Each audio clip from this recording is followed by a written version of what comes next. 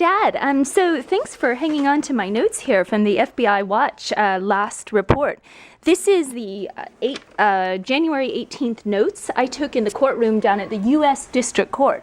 And so here you are in your new home. You just moved in a couple of days, and I'm going to give you a quick briefing on some of the original arguments.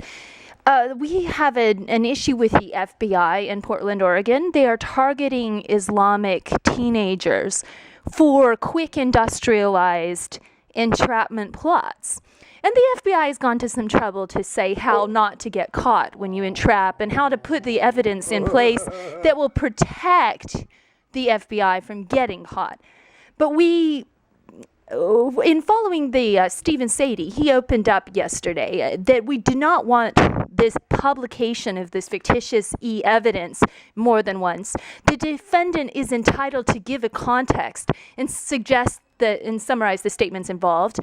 Sadie said, we will highlight non-duplicative statements needed for context at this break, the fit rule of completeness and the contemporaneous something best second not. Government said, Youssef will finish, then they're going to recall Hussein. So Youssef and Hussein, to get you clear on this, Youssef and Hussein are pegged as the FBI fake identities, like the cover identities of the secret agents who stalked the Somali immigrant teenager. So then they searched the apartment which FBI got for Mohammed, where they basically planted him with a bunch of evidence. So Lisa Hay is the attorney for the defense, and she's a really incredible, Dad. She's got this very calm relay of information that is just really drives home the points, and she's very quick, very intelligent. So they deal with the fact that Mohammed didn't even have a driving license. All he had was a learner's permit. And she's asking the FBI agents if they're aware that they're preying on someone and trying to get someone to rent an apartment, to rent a storage unit, and possibly to drive automobiles without even a driver's license. And at which point, we could maybe have an FBI entrapment law that requires the teenagers that you prey on to at least have a driver's license before you try to trick them into some little bomb plot. So without a valid license, he can't rent a car. And so then we're going over some issues with Hussein. Now it seems that I have about 40, almost close to 40 pages of notes here. It goes up to page 36.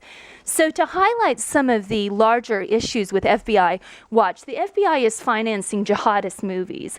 And Lisa was very critical in pointing out the fact that the U.S. government did in fact support Afghani jihadis against the Soviet Union. And if you put this back in a Cold War Soviet Union context, we have the fact that our government has been doing a little flip-flopping, flipping sides.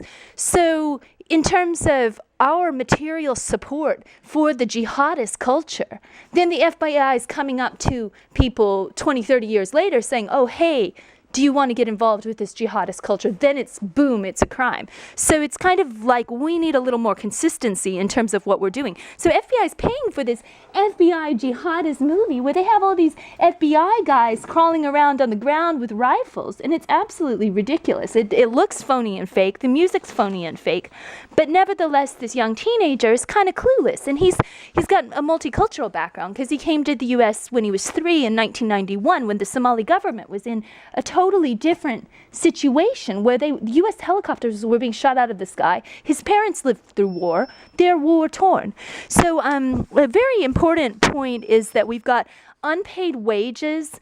Essentially, Mohammed is becoming conscripted labor for a publicity stunt put on by the FBI for the FBI's larger agenda to bring down global terror, which I support the end of violence and terror, but doing it through violent means I beg to differ with. So they're sexually harassing him. They're calling him Habibi, which means my love in Arabic.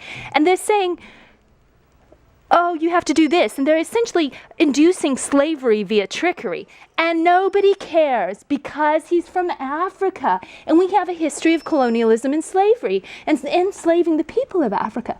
And I really care. And I resent this very much as a daughter and granddaughter and great-granddaughter of immigrants, that they would come up to a very highly vulnerable young man and trick him through cultural manipulations.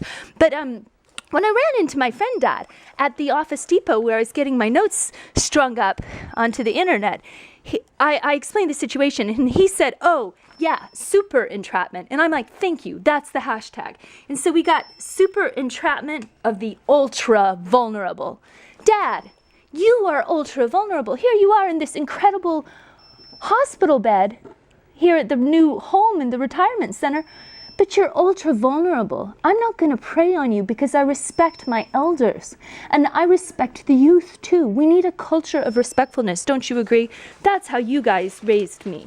So this phony, fictitious stuff, man, Dad, I got in the elevator with these FBI guys. I got on the elevator with the FBI guys, and I told them about Ransomang.